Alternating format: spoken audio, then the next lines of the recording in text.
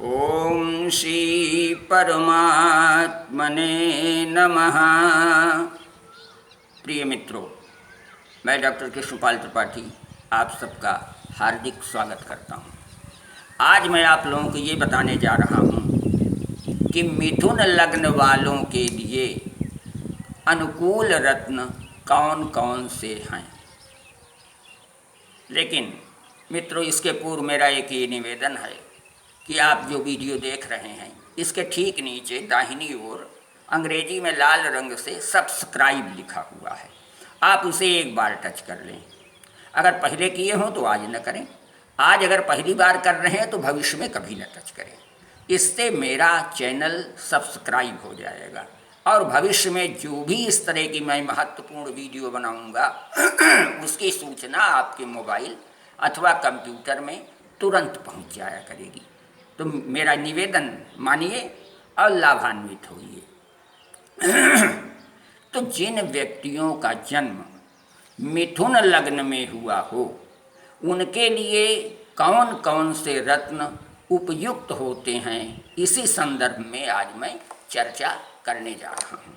लेकिन प्रश्न ये उठता है कि आखिर हम जाने कैसे कि हमारा जन्म मिथुन लग्न में हुआ है कि नहीं।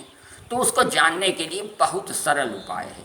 आप अपनी कुंडली उठाइए, कुंडली में देखें तो शुरू में ही एक चक्र रहता है जिसका नाम लग्न चक्रम या लग्न कुंडली अथवा जन्मांग चक्रम लिखा रहता है। उस चक्र को आप देखें और उसको मैं यहाँ से आपको समझा देता हूँ ढंग से कि आप देखिए, ये ऊपर वाला हिस्सा है। सबसे ऊपर बीच वाले हिस्से में अगर 3 नंबर लिखा हुआ हो तो आप जान लीजिए कि आपका जन्म मिथुन लग्न में हुआ है।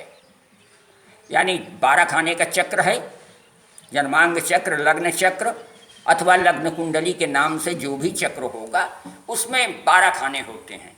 उन 12 खानों में सबसे ऊपर के बीच वाला जो खाना होता है, अगर उसमें 3 नंबर लिखा हुआ है तो आप जान लीजिए कि आपका जन्म मिथुन लग्न में हुआ है। तो उसी प्रकार 4, 5, 6, 7, 8, 9, 10, 11 इत्यादि लिखा हुआ आपको मिलेगा। तो अब जब क्लियर हो गया कि आपका जन्म मिथुन लग्न में हुआ है तो अब आगे सुनिए आप। मिथुन लग्न का स्वामी होता है बुध। तो सबसे पहले आपको अपने लग्नेश को मजबूत बनाना चाहिए, यानी लग्न के स्वामी को मजबूत बनाना चाहिए। दूसरे शब्दों में कह सकते हैं कि बुध को बली बनाना नितांत आवश्यक है, क्योंकि बुध बली होगा तो आपका स्वास्थ्य अच्छा रहेगा, आपकी प्रगति अच्छी रहेगी, हर प्रकार की सुंदर उन्नति होगी। अगर बुध आपका कमज़ोर है तो आप जान लीजिए आपका स्वास्थ्य गड़बड़ रहेगा, आपकी प्रगति अच्छी नहीं होगी, व्यवसाय में दिक्कत होगी, आपके आवास संबंधी घरेलू समस्याएं भी आपको परेशान करती रहेंगी। इसलिए नितांत आवश्यक है कि आप बुध का रत्न पन्ना धारण करें।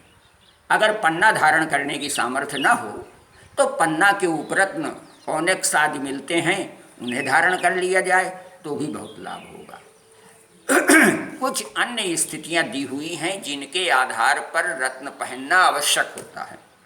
मान लीजिए कि वह बुध ग्रह जो आपके जन्मांग में देखेंगे, जहाँ बुध लिखा हुआ है उसे आप गौर से देखिए। अगर वह बुध 6वें, 8वें अथवा 12वें स्थान पर हो, यानी 8 नंबर पर हो, 10 नंबर पर हो या 2 नंबर पर हो, यानी जहाँ पर 8 नंबर लिखा है, 10 नंबर लिखा है और 2 नंबर लिखा है, यदि इन स्थानों में बुध हो तो भी आपको पन्ना या पन्ना का उपरत्न धारण करना आवश्यक है। अगली बात सबसे ज़्यादा महत्वपूर्ण ये है कि यदि बुध यहाँ पर हो, यानी 12 नंबर जहाँ लिखी हुई हो, उस 12 नंबर में अगर बुध बैठा हुआ है तो आप जान लीजिए कि बुध नीच राशि में चला गया है और वह नितांत कमज़ोर हो चुका है। ऐसी स्थिति में आपके जीवन भर वो समस्या पैदा करता रहेगा। इसलिए तुरंत बुध का रत्न पन्ना अथवा पन्ना का उपरत्न आपको धारण कर लेना चाहिए। यदि बुध के साथ राहु केतु हों तो तो भी आवश्यक है कि आप बुध का रत्न जरूर धारण कर लीजिए। अगर बुध के साथ मंगल बैठा हुआ है तो मंगल उसका शत्रु है और छठवें भाव का स्वामी है, इसलिए वो उसको कमज़ोर करेगा। तो भी आवश्यक है कि बुध का रत्न आप जरूर धारण कर लें। अब दूसरा, अगर कोई रत्न आपको धारण करने की इच्छा हो तो मिथुन लग्न में सबसे कारक ग्रह होता है शुक्र। वह शुक्र जो है आपके पंचम और द्वादश भाव का स्वामी है।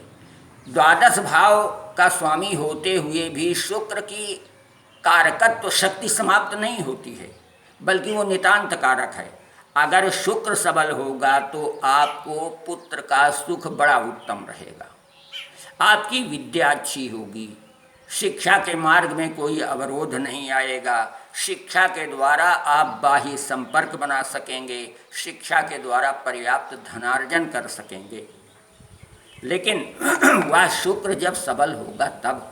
अगर शुक्र कमज़ोर है, कहने का अभिप्राय हमारा ये है कि अगर वह शुक्र 6 नंबर पर हो, ये यहाँ पर, तो शुक्र नीच राशि में चला जाएगा, आपके शिक्षा के मार्ग में अवरोध उपस्थित करेगा, विद्या में दिक्कत होगी, पुत्र सुख में भी समस्या पैदा होगी। इसलिए शुक्र का रत्न हीरा है। अगर हीरा न धारण कर सकें तो सफ़ेद स्फटिक इत्यादि कोई भी उसका उपरत्न धारण कर लिया जाए। लेकिन मिथुन लग्न के लिए सबसे अधिक कारक ग्रह जो शुक्र ही होता है, इसलिए शुक्र को सबल बनाए रखना आवश्यक है। अगर शुक्र सबल होगा तो आपको पुत्र का सुख प्राप्त होगा, विद्या की प्राप्ति होगी, विद्या के द्वारा पर्याप्त धनार्जन भी होगा। तो इसको खूब अच्छी तरह से ध्यान रखना चाहिए कि शुक्र को हर स्थिति में सबल बनाए रखना चाहिए।